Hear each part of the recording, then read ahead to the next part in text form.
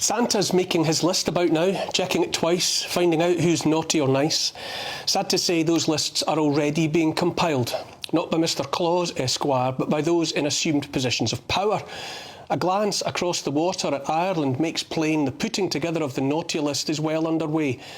Legislation hustled through Parliament there in the aftermath of riots after the stabbing of children and their teacher outside their school gifts authorities astonishing new powers of surveillance of the Irish people with a view to seeing who's naughty or nice. But the genesis of the theft of freedom predates any recent unrest. Back in 2022, politician Pauline O'Reilly talked openly about how she and her colleagues were working to shorten the leash. Quote, "That's exactly what we are doing here," she said. "We are restricting freedom, but we're doing it for the common good." The common good. Fear the common good like no other state cover for theft of your rights. Santa sees you when you're sleeping. He knows when you're awake. He knows when you've been bad or good, so be good for goodness sake. Santa's surveillance is the least of it. More and more, it's clear an unholy alliance of governments, banks, big tech and intelligence agencies is making a reality of round-the-clock surveillance of citizens. They'll know what you've been reading, they'll know all that you've said, they'll decide if you've been bad or good, and they'll put the mockers on your bank account and generally make your life unlivable or throw you in jail if you put a toe out of line. In another life, what feels like 100 years ago, I was part of a team at British Telecom taking care of content on the company's website. Back in the mid-1990s, it was only the third website to exist in Britain. I found the internet even more confusing then than I do now. And among a slew of questions I had was how and why everything was free. Free software, free access, millions of pages of information about anything and everything. I couldn't work out why something so amazing was free to all comers. Cui bono, you might say. More recently, I realised it was all about baiting a trap, all that convenience, so much for nothing, in return for just handing over more and more personal data to persons unknown. And here we are, flies stuck on one big web with spiders that know more about us than we know about ourselves. Genius, really, but then it was the idea of the US military. For the longest time, the internet was a place of anonymity, no names, no pack drills. Now that anonymity has been identified by the powers that be as the final obstacle standing in the way of total control, which reminds me of something else I learned at BT. In the early days of the telephone in the US, an undertaker called Almon Brown Strowger was convinced he was losing business to a rival undertaker whose wife was the operator at the local telephone exchange. Whenever anyone called looking for an undertaker, she always connected them to her husband's business. And so Strowger invented an automatic exchange that took human operators out of the loop. Now the connections were made by an unthinking machine and no human could watch or interfere.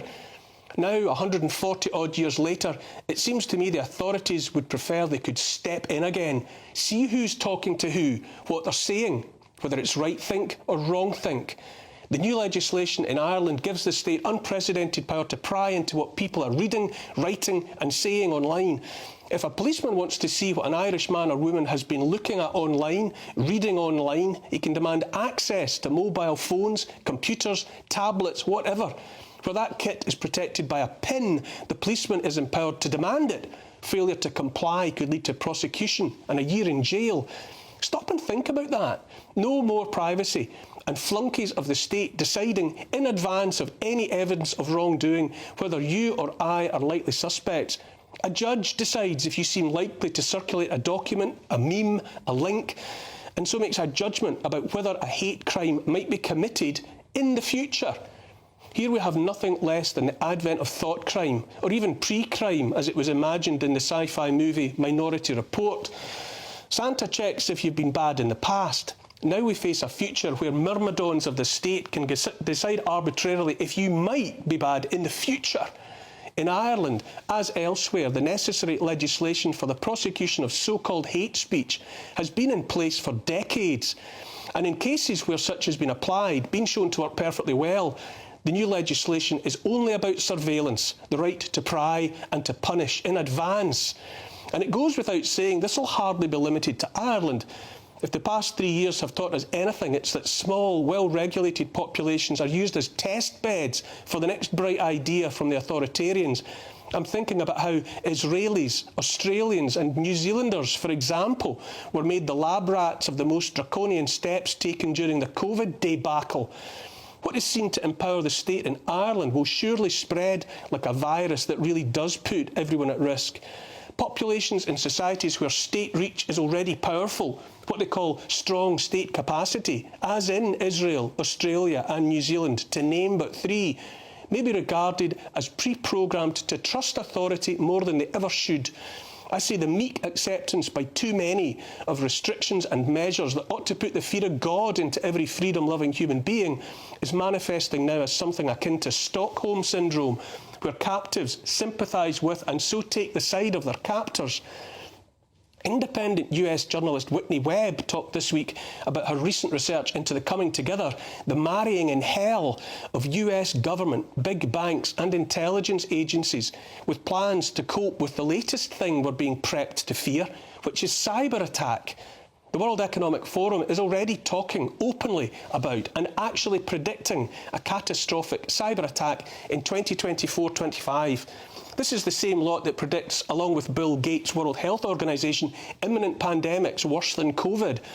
Ask yourself how it is these unelected, unaccountable bureaucrats know all this is coming and when it will arrive.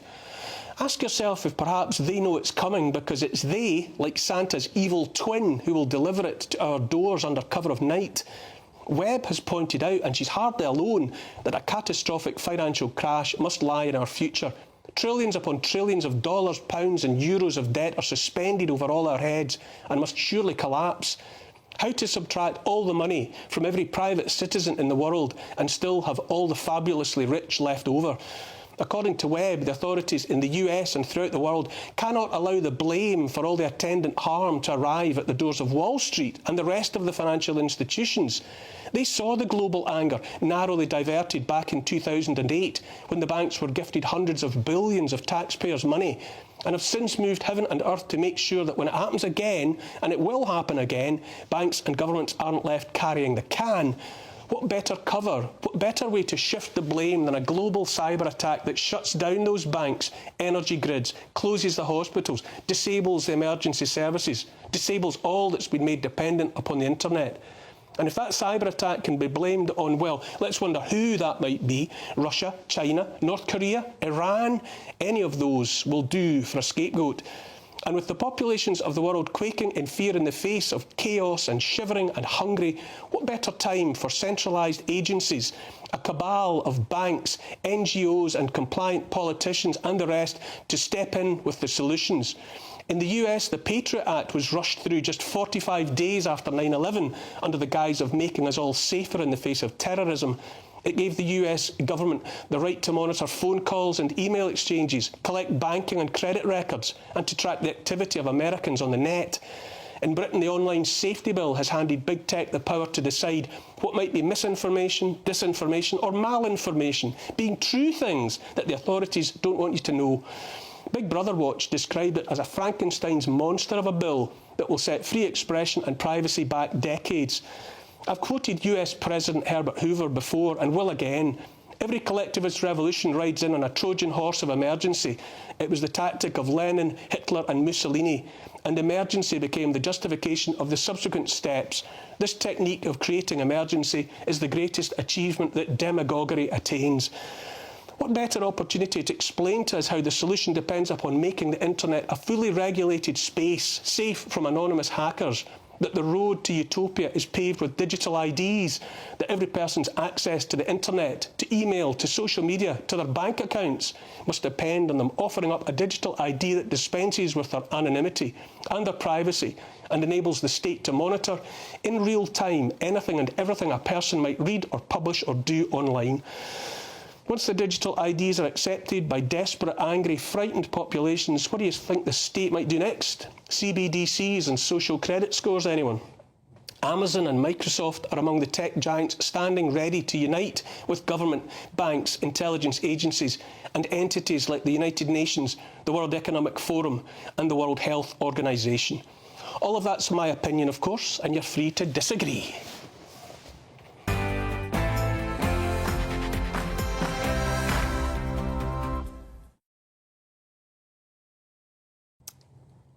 Joining me this evening is Tom Buick, friend of the show, Tom, what do you make of my assertion that more people should be worried about what's happening in Ireland? It's good to be back. Merry Christmas to you, Neil. Any rush legislation, in my view, is folly. I mean, you mentioned the Patriot Act there, but just listen to your monologue. Although it's been a while, it hasn't lost any of the potency that I've come to hear from you, Neil. But as ever, you take quite a gloomy view of human nature. I think you take a slightly quasi-conspiratorial view of the technology and some of the people that might be behind it. That's not to say I don't think there are some real worries about a surveillance society, whether that's the new laws, draconian laws, in my view, that have come out of the Irish Republic. But we need to look at this, in my view, as a glass half full and a glass half empty. There's technology in your pocket, in my pocket, on my wrist, that can monitor my health. If my daughter, not that she's, I hope, listening, turns up a little bit late and I'm worried about her, I can track through my phone and her phone where she is. In other words, as Edward Snowden said, we are, all of us, walking around with a spy in our pocket in the surveillance society. These are technologies, though, that you are adopting for your own reasons and out of choice. What my contention is, why, when these measures are, for example, being run through the Parliament in Ireland, why aren't more people utterly aghast and up in arms that any government would seek to have the police able to demand the PIN to see what you might have been looking at on your phone that you might choose to circulate to somebody else? I mean, what kind of level of intrusion are people going to finally push back against? Yes. Well, we have the same huge intrusion. You mentioned the online, what was the safety bill? It's now an act of Parliament. We've had previously the Regulatory Investigative Powers Act in this country, which gives GCHQ and our intelligence agencies probably more sweeping powers, actually, than the intelligence agencies have in Ireland. But your point is about, at what point do we push back on this surveillance society? And I think the answer to that is about, how do we democratise this digital age? How do we ensure that, whether it's the big tech firms, whether it's the banks, whether it's elites in our governments around the world, that actually they are subjected to our democracy? Are we though not sleepwalking into a situation where we are guilty until we prove ourselves innocent? This concept of a zero-trust society where the onus is somehow on us, the law-abiding taxpayers, to demonstrate to the myrmidons of the state that we are going about our private business. Yeah. Well, look, I mean, we're both very keen students of social history. Go right back to the Magna Carta, this idea of, freeborn people being free from arbitrary arrest. It seems to me we've lost some of these basic liberties, these basic principles that, frankly, our ancestors fought for. The question that I come back to is, what is the mechanism, therefore, for democratising this digital age? How do we ensure that actually these intelligence agencies and others cannot collect huge amounts of data on us without asking for our permission? I think that's one aspect of it.